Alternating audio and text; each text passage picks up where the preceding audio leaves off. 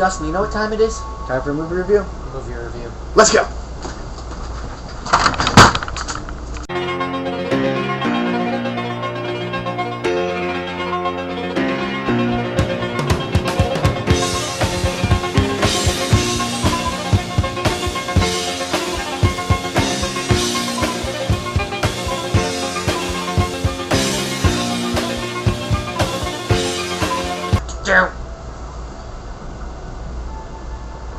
So we've got two movies to talk to you about today.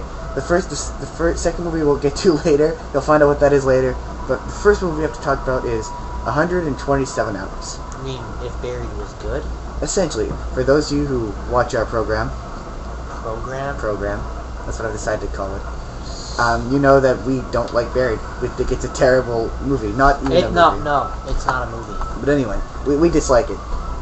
And so we did have a few criticisms here and there about how to make it a good movie, what they could do to make it a good movie, to make it a movie in general. And it looks like someone watched our video and took those suggestions and actually made a movie. Well, you mean it's as if? No, that's what it seems like, because 127 Hours is just that. It's really, really good. That's right, people. People listen to our reviews and decide to make movies better because of it. Yep. It honestly, it's anything bad I had to say about Buried is what makes 127 Hours good. Better. What makes it better. Good. Better. Not just better, good. Better. I like 127 It's pretty Hours. good. It's good to see that they could take that same idea concept and make it into a good movie, which is good. A pretty good movie, yeah. So yeah, that's what I think. I have another thing I want to add, but I'll let Jordan talk now and say what he has to say. Well, basically, for those of you who don't know, what we said was bad about Buried. The things that I think the main thing that I like about this is he doesn't start off in the box. Well, the metaphorical box. Metaphorical. Because he's trapped in a canyon for this one, but basically he doesn't start out there. You see him before. He gets into that position, so you feel more. It's not just he was in the box. He continues to be in the box, and it ends with him in the box. This one, he starts out not in the box, the metaphorical box. Metaphorical. The metaphorical box. He starts outside of that. He's with some other people. Then they separate. He gets trapped in the cave, canyon, whatever you want to call it. And then you slowly watch him descend into madness. And I'm not going to say any more, but...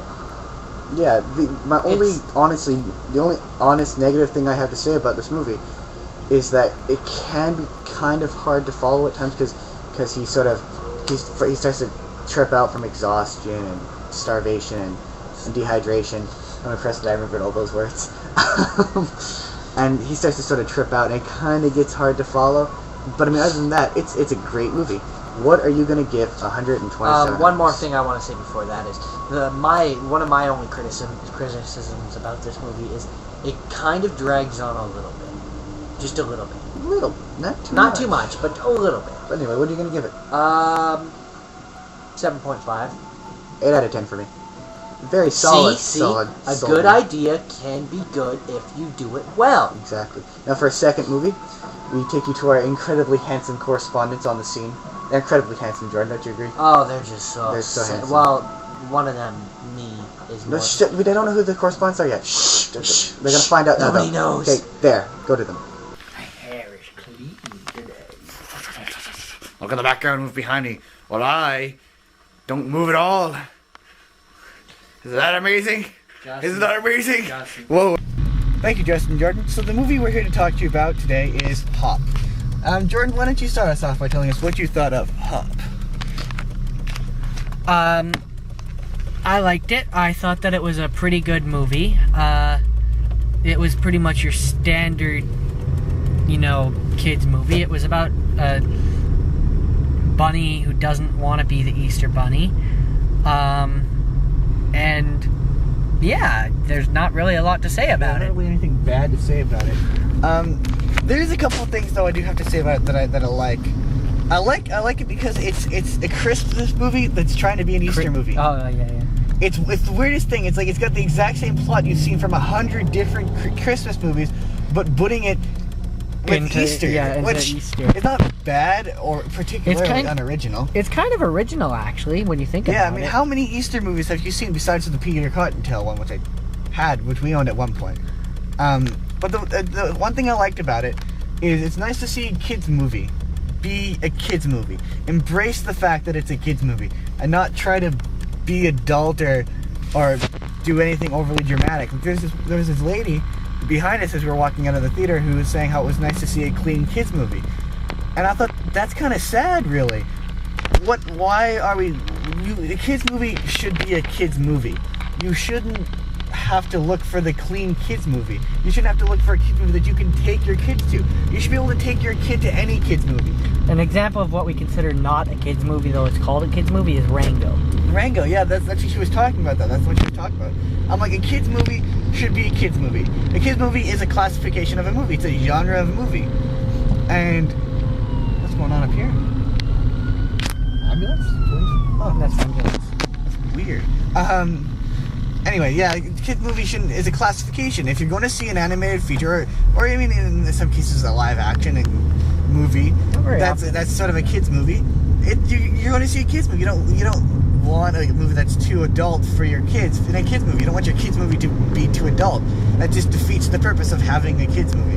And so it's nice to see this embrace the fact that it's a kids movie, not having jokes that were too adult. I mean, it had some jokes in there that were a little above some kids, but Like, tell me later which ones you mean.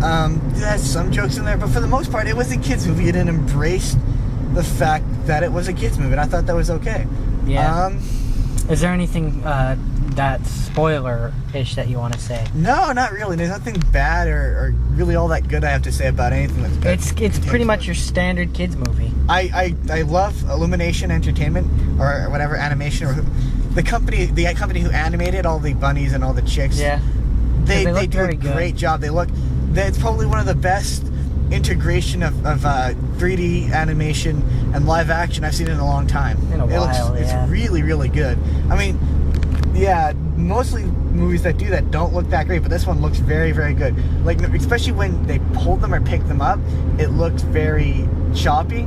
This one doesn't. It looks like they're holding them. It looks like they're picking them up. For the most part. There was a couple things Like, here and it's there. not like Garfield. Garfield had horrible. Oh, it looked yeah. really bad when he was holding Garfield.